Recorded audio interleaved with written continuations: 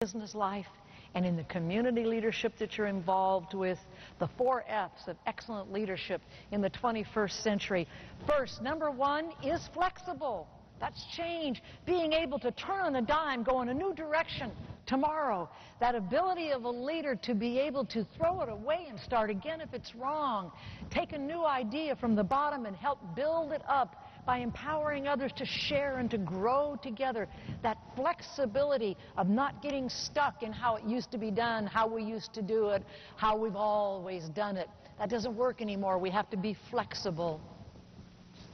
In my 50-plus years on this planet, I've gone through a lot of change in my life. I've gone from poverty and lack to abundance and great comfort. I've gone from death's door, serious illness, to health and vitality. I've gone from broken relationships and dreams to happiness and lifetime goals. And I have gone from that bitterness of failure to that sweetness of success. And I have learned from others, and I have found out through my own gifts that God's given me in these times of challenge is one thing, under change, under flexibility is this. Ladies and gentlemen, we must always expect to succeed. Expecting to succeed. Say yes, come on team, get together, we'll do it. Come on, husband, wife, child, mother, father, friend, come on, let's pull together. We'll make it work. This is a tough time, but we'll do it together. And in the good times saying yes, let's keep it going, expecting to succeed. I don't know about you, but children in our area where we live in the San Francisco Bay Area, they still sell lemonade and cookies in the summertime out in the front of their house. And I love to watch these little entrepreneurs. I always buy. I want to encourage them. And this summer, I went out in front and I saw my little neighbor kids. They were selling cookies and lemonade. And I don't know about you, but inflation has hit. Cookies are now 50 cents, and a little thing of lemonade is $1. But I bought anyway. Well, here, example about expecting to succeed. A little girl goes out in front of her house.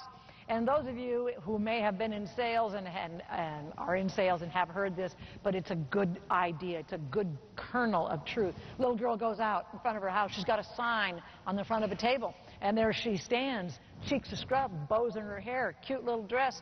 And she's standing there. And on that sign it says, dog for sale, $1,000. The trouble is, sitting on top of the table is the ugliest dog you have ever seen.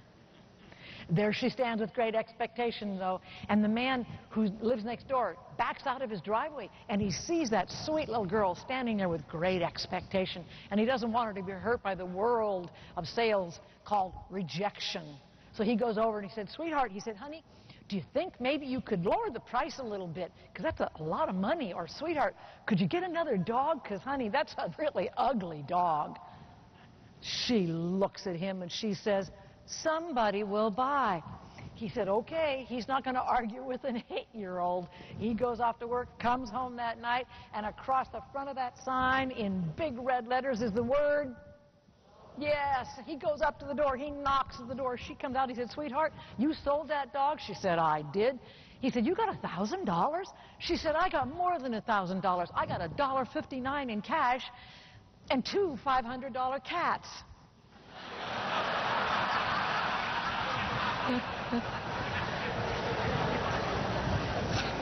See, the beauty of it is the kids just don't know it can't be done. A leader today, the kernel of truth is this, that a leader today has to have childlike expectation. Childlike faith. Not childish, but childlike. Saying, I have faith in my own God-given skills and talents and abilities. I have faith in yours. I have faith in my family. I have faith in my team. Because you see, to expect to succeed uplifts everybody. It encourages everyone. In the 60s, late 60s, I trained brain-damaged children. And in those days, I learned a lot about this idea of human potential and human growth.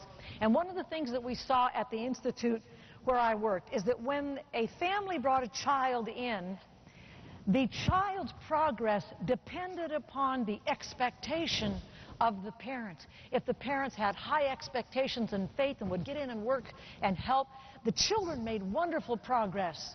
But those that came in that didn't have supportive parents or family or friends and had low expectations, the children didn't exceed their own expectations either. And that's a line I learned. I've had it on my bathroom mirror for over 30 years.